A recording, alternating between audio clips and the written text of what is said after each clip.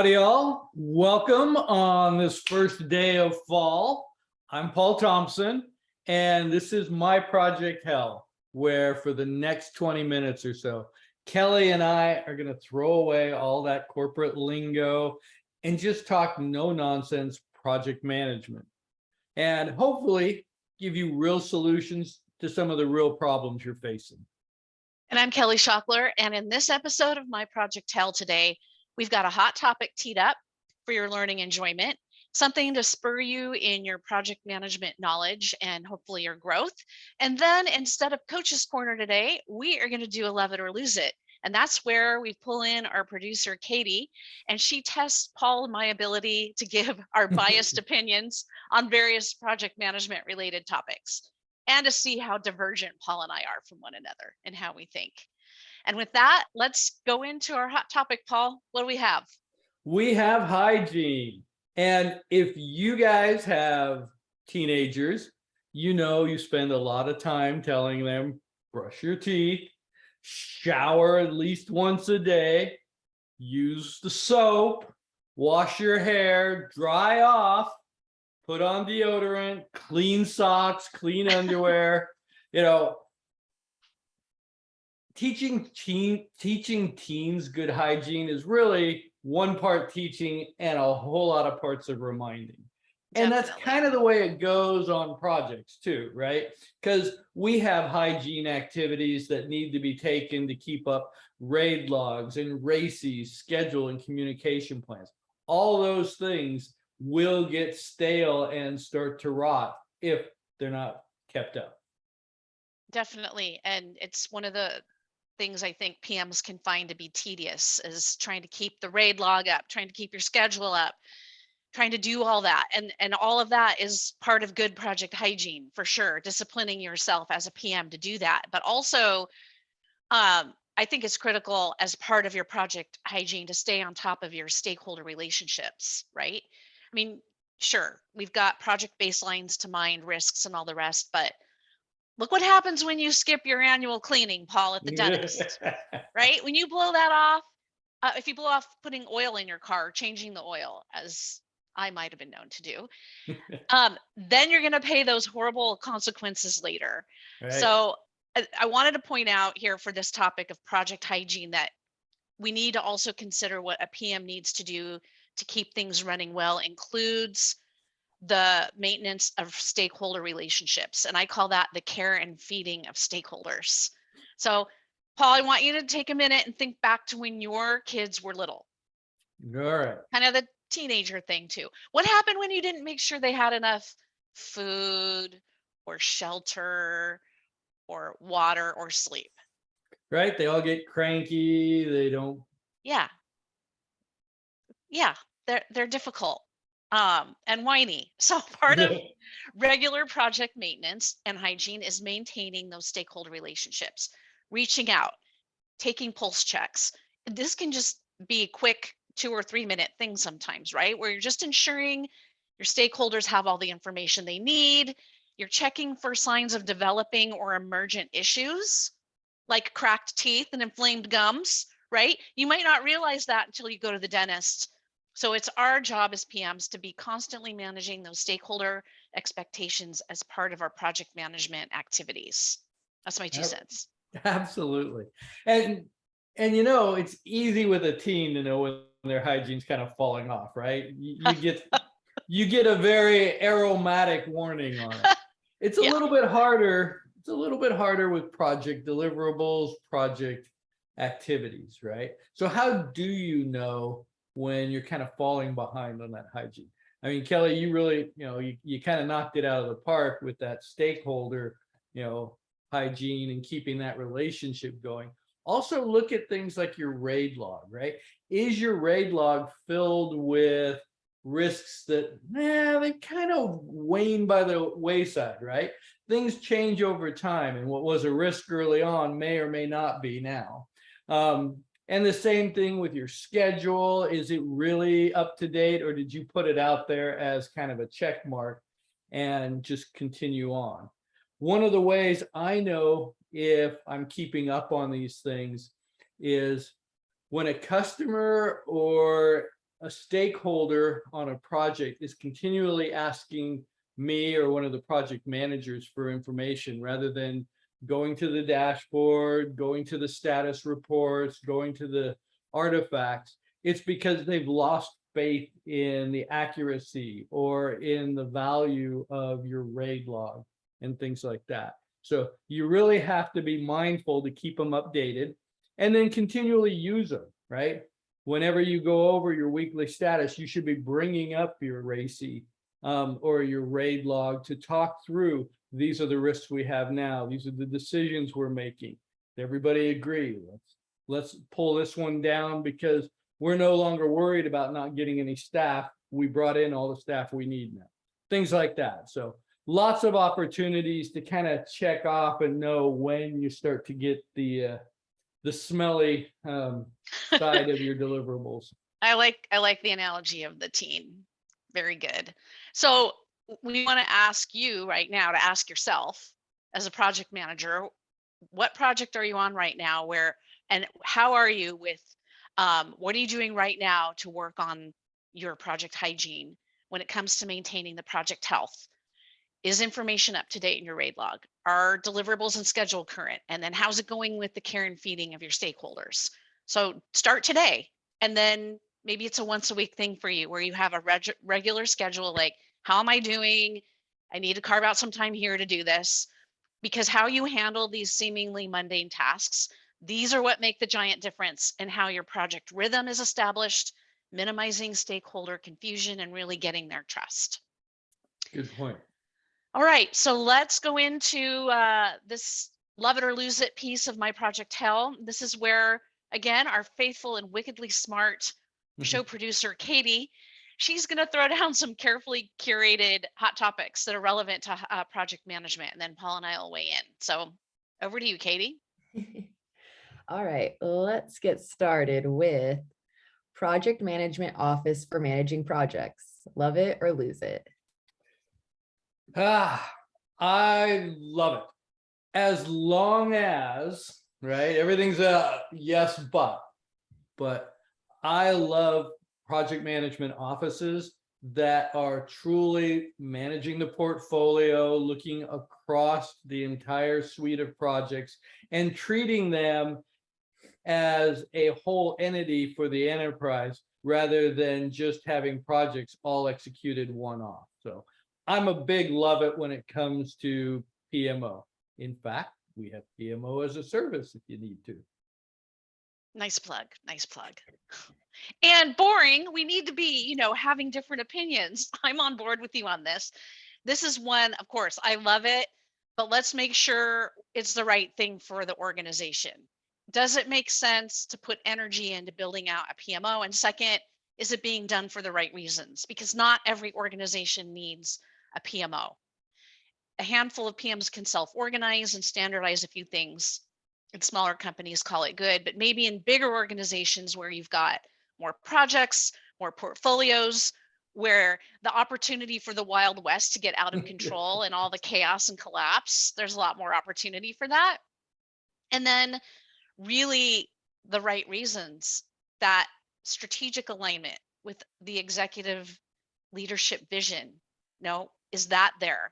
Are we having this PMO because we want to bring in more quality and we want to target more efficiencies, not just because someone thinks, this is the latest fad and this is a great idea. I mean, figure out the why behind putting in a PMO before putting all those precious resources and energy into setting it up, because it might not make sense. That's my opinion. Love that. All right, formal project plan. Love it or lose it? I love it. I'll go first on this one. I firmly believe there needs to be a project plan at some level, be it bare bones or otherwise. And let's define a project plan. Okay. Project plan is not a schedule, people. I hear schedule referred to as a project plan all the time, and they are two different things. A project plan is the overarching document where you've got the deliverables, schedules, a piece of that. It forces you to think about all of the aspects of how you're going to plan the project, scope definition, right? RACI, project objectives, success definition and metrics. It's invaluable. And sure, maybe you have a business case or a statement of work that you can go off that clearly defines those things at a high level. And that can be good enough in some instances, and then you can roll maybe your assumptions into your RAID log and spin up a separate RACI. But my biggest reason for doing some sort of project plan is really for myself. It forces me to think through and articulate what the heck are we going to do and how are we going to do it, the approach. And then I find when I put time into that, it's paying dividends because I can pull wording out of it for presentations, and I'm more prepared for those on the fly explanations when I get a leader saying, well, why are we doing this again? So yes, just do it. All right. So I heard love it. Yes. I'm kind of a love it. You're not wrong when you say you need these things, right? I don't think you need one giant monolithic huge plan. Mhm. I think you need to have an understanding of what's important for your project. I think a backlog, if you're running, more agile, there is your, deliverables and everything in there. If you're running a different type of project management methodology, maybe you're developing a scope, right? These are all the things in scope. These are all the things out of scope, or a requirements doc. And again, it's kind of must have, nice to have. Gee, I wish we had time. But you got to get the boundaries of your project nailed down. So that's a big part of it. You got to kind of break it up, and whether you call it a work breakdown structure, a backlog, a metric, a matrix, whatever you want to call these things, doesn't really matter as much as having it so that you can have an intelligent conversation with your project owner, the stakeholders, and talk to them and make sure they're on board with how the project's going to flow. When, as you described it, right? When are you going to be done? How are you define done? When are different resources going to need to come and go? What are they going to be doing? Those types of things. All of those are key to any project. And we tend to put a lot of little project plans together, each one of those just separate, just so you can quick talk to the scope and pull it up, right? Somebody comes along and says, hey, I'd really like to add another data center. Well, let's talk about that, right? Let's go to scope. Those are the things that I think we need to have. So love it. That was a long love it. Okay. Industry buzzwords and jargon. Love it or lose it. Oh, lose it. What is the first thing we say here, right? Right. Kelly and I are going to throw out the corporate lingo and talk no nonsense project management. I run into a lot of people who like to throw out the buzzwords. They like to talk, about different things in all the latest, jargon, whether it be, project management or, their own industry. And really, you got to be talking so everybody understands, right? And I do find it refreshing when I see plans and project managers who they'll throw in the buzzwords, but then they also define them, right? Or the acronyms so that everybody can play along, right? It's not about, excluding everybody to show them how smart you are because you know all the cool acronyms. It's about making sure everybody understands what we're trying to accomplish. So yeah, and it's one of those, again, I find myself in the middle. Yes, lose it, but it's that old cliche, can't live with them, can't live without them, right? It's a necessary evil, to use another cliche. So I think the art of living with buzzwords and jargons is, to your point, Paul, understanding your audience and knowing how much is enough.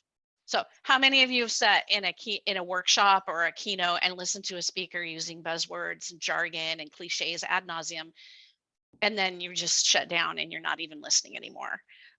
I remember distinctly a meeting that I was in. It was a team meeting, like an annual team meeting, and the manager kept using the phrase ramping up, and he used it like 12 times in 30 minutes, to the point it would tanked what he was trying to share with us, because every time he said that, we were like, oh my, he used it again, right? It's a drinking game. Yeah, right. So don't assume that everyone always knows what your jargon means, right? That explain it first mention rule. So when you share an acronym or an industry term, explain what that means, and then your audience will understand. And then if you're writing a presenting or something, try to find alternative words for the same thing. No, mix it up a little bit. Yeah, it takes a little time, but it feels so much better when you're using a variety of words rather than the finite bunch of buzzwords and jargon. All right. ESG at a project level, love it or lose it. This is a good one. This is a new buzzword, right? It's kind of like DEI, that the concept's not new, but just I'm going to explain what ESG means, because I am just learning about the concept myself. It stands for environmental, social, and governance. So in the context of projects, it's scrutinizing your project goals and assessing how are those goals aligning with your organization's environmental, social, and governance goals, if they have them, and making sure that your projects have a sustainability focus. So for example, think of how an innovation lab in a green energy company, they're ensuring that future products and product iterations, projects support the organization's ESG goals around environment, providing equal access to energy, maybe ensuring that their product is manufactured under fair labor practices, and so on. So I love this. I was getting to like, do I love it or lose it? I love this. We have a responsibility to one another and our planet to have these types of goals defined and to ensure the work of our organization is lined up with what we are saying we're doing. So I think it's more important for business outcomes, because more and more people are demanding that companies take action. So I want to add this in our PM competencies, Paul. Project professionals need to start taking the time to gain understanding on these factors and how they contribute to a sustainable focus for their projects. And then how do we build that into measurable criteria for project success? This is going to set you apart in the future as a project professional, I believe, to be fluent in this. So short-term goal for me personally now. How about you? Yeah, it doesn't do it for me. This is a I didn't think it loser, did. right? Didn't think it did. I get it. I'm old school, but it's an absolute loser. I don't feel project managers are the best fit for this. It's very similar when I think of security problems, right? Security plans, security, cybersecurity is not the sole domain of the CSO. It is everybody's responsibility. It is the organization's responsibility. The PM should have part of the project when it's coming in the definition and coming up with scope and everything. It dropped in, yes, but the project manager is not the gatekeeper here. Just like security, it's everybody's problem, right? We can't open phishing emails. We can't, it's education that needs to go well beyond just the project manager. And hanging it around our neck implies that somehow we know best what the organization needs when it comes to sustainability and environmental. That, I'll give you, fair warning, it's usually above the pay grade of most project management. Well, I wasn't saying that the PM had to, be the one to carry the whole water. This would be picking up in partnership with the organization. But good. We need to take this up on a hot topic. Maybe a deep dive, right? Absolutely. Yes. Okay, let's do one more, but it has to be somewhat quick. Attending conferences for professional development, love it or lose it. All right, my quick answer, lose it. They're great for networking. I very seldom get anything of value out of everything. It's mostly a bunch of marketing. I love it. So another octagon moment. I love it with a capital L, Paul. because I am an avid learner. I love conferences where I can network, pick up the latest jargon and buzzwords, especially Yes. if someone's paying my way to attend. But if I'm going to lay out cash from me or my employer, it needs to be worthwhile, right? So more than a vacation away from the office and a chance to have way too many cocktails at night with people. So, what's the agenda? What are the topics? Is there enough possible net new learning that I can take away from this? And we've all been to the DUD conferences. Sometimes you don't know what you're going to get. But coincidentally, yesterday I was cleaning out my office notes and I came across extensive vintage 2012 notes from a PMI global conference that I had attended. And I went through them and I was like, wow, there was a great amount of information and learning I walked away from at that particular conference. And even 12 years later, I was impressed. So good stuff. I think that we should be in a mindset where we're always wanting to learn more. All right, well, thanks guys. Time to wrap it up. Yeah. Okay, so yep, Great time topics. run out of time. Be sure to follow us on YouTube. We've got all of our episodes up there. You can catch the replays of every episode. And then you'll get a post-show email where if you want to spend more time with Paul and or myself, we'd be happy to do that. You can use our Calendly links to schedule time to troubleshoot your own project hell. Right. And I hope everybody enjoyed this episode. I know Kelly and I really have a lot of fun bringing them to you. So please join us next time where we'll discuss more interesting, project management topics. And if you would like to participate in Coach's Corner, drop us an email at myprojecthell@gmail.com. We're always on the lookout for project managers that want to lift themselves out of their trouble space, right? And as Kelly mentioned, you will be getting an email. Fill out the survey. It's our lessons learned. We're always looking to improve. So thank you all very much. Have fun.